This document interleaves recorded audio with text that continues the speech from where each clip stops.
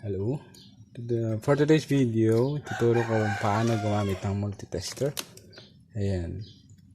Ano nga ba yung analog multitester? Baka nakikita dito sa bahay nyo, hindi nyo lang pinapansin dahil hindi nyo alam gamitin. Ito pinaka basic tips. Pwede nyong gawin. Or ito yung gamit nito na pwede nyong pakinabangan sa bahay nyo, hindi nyo alam. Malaking may tutulong nito, especially sa mga technician. Especially dun sa mga gustong mag-DIY, mag-troubleshoot sa kanilang bahay. Kung halimbawa meron kayo sirang mga appliances like washing machine, yan. TV, medyo komplikado yun. Pero ito talaga yung common na ginagamit. Ito yung analog. Analog siya kasi meron siyang yung gumagalaw dito. Yan, nakikita mo dyan. Pag sinabing digital multitester, yan. Ito yung may mga number na nagpapakita. Yan. Ito, pag may gumagalaw, parang manual type siya. Yan. Mas makikita may mga number. Although accurate din to kasi ito yung pinakaunang ginagamit din. Tsaka yung mga ibang technician, mas prefer nila itong gamitin dahil mas handy. Tsaka nakasanayan na din. Dahil, kumbaga, mas madaling makita. Tsaka mas accurate daw. Pero sa tingin ko parehas lang din accurate, depende na lang siguro sa status ng unit. Okay, magsisimulan tayo. Itong multitester nga pala, merong mga parts. Ito yung tinatawag na test probe. Yan. Red usually indicates nito positive line, tsaka black is negative. Yan. Nagagamit to sa mga DC power supplies. Ano ba yung mga DC? Yun yung mga batteries. May positive tsaka negative. Pag sinabing AC, yan, wala pong polarity. Walang positive tsaka negative. Kaya kahit magkabaliktad, parang sasaksakan sa bahay lang, kahit magkabaliktad yun, gagana pa rin yung appliances. Unlike pag sa mga ginagamitan ng mga batteries, hindi yun gagana, guys. So, ito. Meron dito, tinatawag na ranges. Yan, range. Dito may tatapat kung ano yung function na gusto mong gawin. Yan. Ito yung arrow, guys. Yan. So, kung ano yung ito pala yung arrow. So, kung ano yung ituturo niya, yun ang magiging function niya. Kaya tinawag siyang multitester kasi multifunction, multitask. Yan. Multifunction siya. Yan. Pagka tester lang siya, isa lang yung function niya. Kaya hindi siya single tester lang kumbaga. Pero sa atin, ang pinaka basic na gamit nito ng mga ilan, kunwari may bibili lang sila for the sake of troubleshooting, ganun. Usually ang ginagamit lang nila dito is ito, para i-check nila kung may continuity. Yung mga wires yan, kung mga wire sira o kaya putol yung mga wire, yan. Ito yung common na ginagamit. Yan, X1, X100, X1000. Yan, ito yung tinatawag na resistance. Yan, kumbaga may risk pag may Pero usually kasi sa atin, ang very common kasi pag nasa bahay ito, ang very common na ginagamit pag hindi technician usually or common. Hindi ko naman sinasabi na hindi pero ang very common na ginagamit talaga dito pag sa troubleshooting is yung X1. Pag mga advanced users, ito ginagamit din nila ito. Mga voltages, AC, DC, yan. Actually, itong bus, for continuity rin to. Pero much better kung ito din. Yan. Parang same lang silang purpose. Ito kasi may reading. Yan, may reading siya. Sorry, yan. Ito wala. Kumbaga, kapag katumunog na siya, good yung line. Yan. Ginagamit din ito pagtest sa mga microphones. Kasi ang iniisip natin pagka maingay yung microphone natin, ito yung ginagamit natin. Baka putol na yung wire. So ito yung common na ginagamit, X1 o X100, basta gumalaw siya. Pero very common ito X1. Bakit? Paano nga ba ito ginagamit? Bakit X1? Yan. So dito, kasi pag yung isang wire kasi, yan, kukuha tayo ng wire. So ito yung example ng isang wire. Yan. Actually old wire na to, lumang wire na siya. So i-check natin siya ngayon kung merong continuity. Yan. Continuity ibig sabihin dinadalaw yan ng kuryente. Yung wire. Lagyan natin dyan. So, itong dalawang prob na to, test prob, pagtitikitan mo siya both ends, kung gusto mong malaman kung merong tumatakbong kuryente dito, from this point to this point, yan. So, gagawin natin, don't worry guys, walang makakakuryente dito. May battery sa loob, pero hindi po yung nakakakuryente. Don't worry po, yan. So, kukonect lang endpoint nito. Pagka yung pumalo yung tester, yan. Ibig sabihin po niyan, may connection. Ibig sabihin, may continuity, o kaya may dumadaloy na kuryente. So, which is normally good. Pagka iniisip natin na, baka putol na yung wire, meron na tayong conclusion kagad. Na good pa rin yung wire dahil dito, ano na siya, pumalo siya, kumbaga. Ayan. So, yung mga ibang wire po pala guys, dalawang wire sa loob, especially sa mga microphones, 3, ganyan.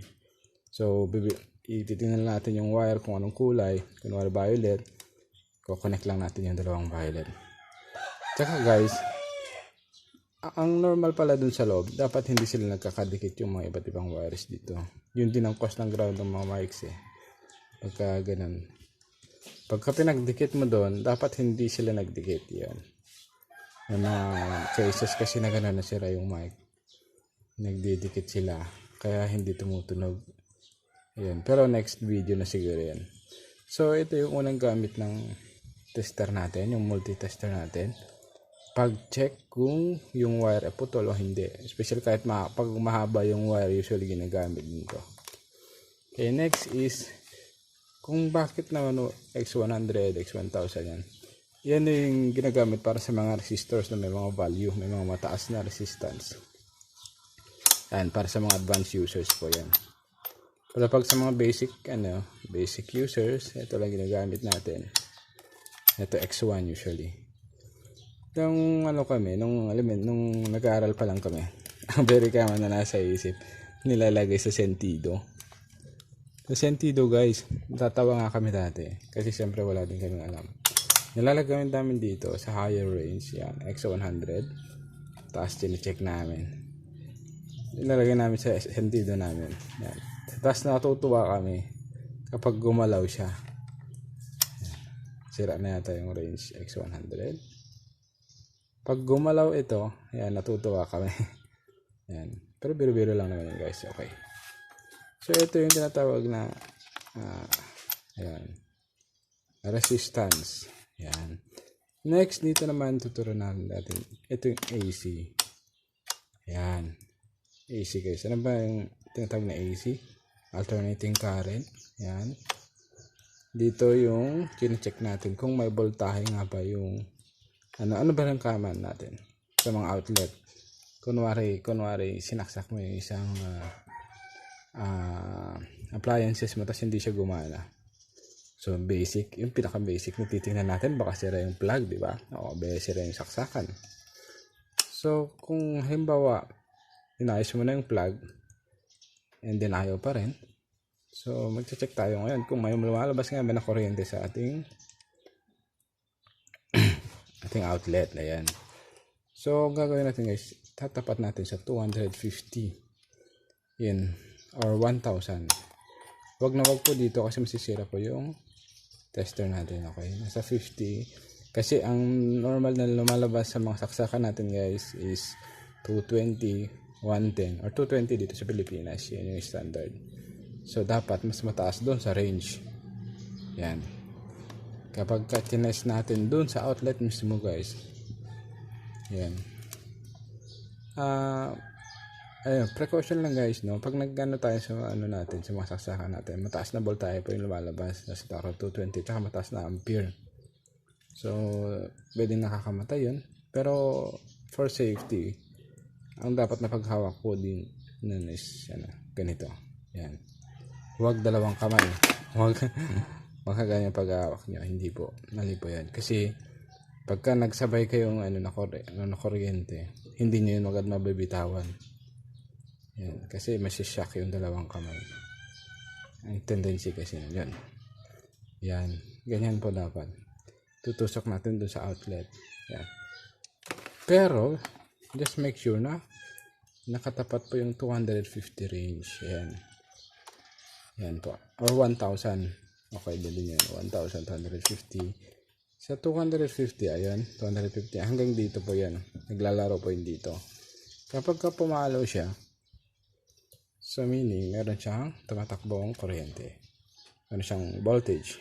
So ang normal operation dapat, kapag may sinaksak kang appliances, dapat gagana po siya. Dapat gumagana siya pagka mayroong voltahe. Unless na meron siyang sira talaga dun sa loob. Or may putol pa rin na wire. So the same through with this, ito pa rin po yung gagamitin natin. Pagka may putol ng mga wires. Pero pagkatingin natin at walang putol yung wire guys, dun sa dun sa appliances natin, pwedeng merong sira dun sa loob pag hindi pa rin po gumana. So another kind of troubleshooting.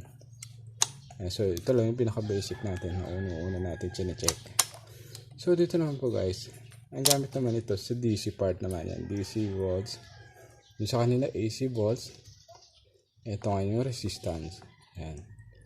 Ohms yung unit dito ba guys. Okay. So dito naman sa DC volts, ginagamit ito sa mga batteries. Yan. Alam niyo ano ba yung mga common type ng batteries na nakikita natin? Ito yung 12 volts. Yan. 1.5. Yan. 24 volts like that. Pero yung mga batteries na ginagamit natin, nasa around 3 or 1.5 lang siya. So, yung kapag usually sa mga battery ng relo, nasa 3 volts, ganyan, kakaiba po siya. Or yung battery ng sasakyan, 12 volts. So, ang gagawin natin dito, ang range niya dito is 50. Yan. 50. Kasi yun hindi naman din pwedeng 12 dahil lagpas siya dun sa range. So, dapat mas mataas dun sa range ng expected volts na dapat natin ma-reach. Kasi ang 12 volts minsan nagta 13, 14, 15. So, dapat dito lang po siya. Okay? Now, kung 1.5 naman yung battery mo, yung mga size D, size A, yung mga maliliit lang na battery, dito natin nilalagay yan. Kasi yung 2.5 is higher than 1.5, so much safe na mas mataas talaga yung voltage dito. Yan. Parang cover pa niya. Pagka mas mataas kasi yung voltahe na expected natin, sumobra dito, masisira po yung tester natin. Yan. So, dito naman sa 10, ang pwedeng i-test dito yung mga battery, cellphone battery, like that. Yung charger, yan. Kung may output yung charger natin, nasa around 5 volts lang din naman siya, 5 point something, yung iba nasa 6, yan. So, ito naman milliampere. So, ampere lang to na maliliit lang. Ang kumbaga, nakikita mo kung mataas yung amperahe ng, actually, ginagamit lang to ng mga batteries, DC type. Yan. DC milliampere po, stands po yan, DC milliampere. So, yung range po nito, same true, pag kailangan mas mababa rin sa milliampere yung expected mo din sa mga battery. Although, hindi naman ito ginagamit ng mga mga basic users, hindi ito kami na ginagamit. Yan, tulad ko. So, ito yung very common.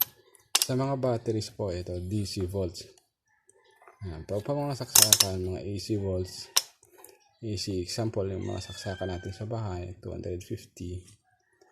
Yan.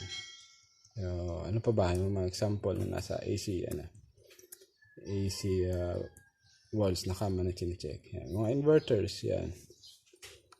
Yan. Ito, yung mga nasa transformer, lower type voltage transformer. Yan. Yan guys. So, sa ngayon, ang pinakita ko sa inyo ay ito yung analog multitester ko. Medyo luma na siya guys. Yan. Ito, ang price nito nasa nasa 200 plus lang siya. Pero mga original pong pala ng 2,000, 3,000 depende sa brand. May mga matitibay din. Pero ito kasi, ito lang kasi yung kayang budget. Yan. Okay. So, ito yung look niya guys. Yan. Pwede siyang tanggalin kapag gusto mo siyang servicing. O gusto mo siyang ayusin sa loob. Pwede mo itong tanggalin dito. Yan guys. Pag may tanong kayo, pwede nalang pag-comment doon below. Para try natin sagutin kung may mga tanong pa po kayo. Salamat sa panonood. Bye bye.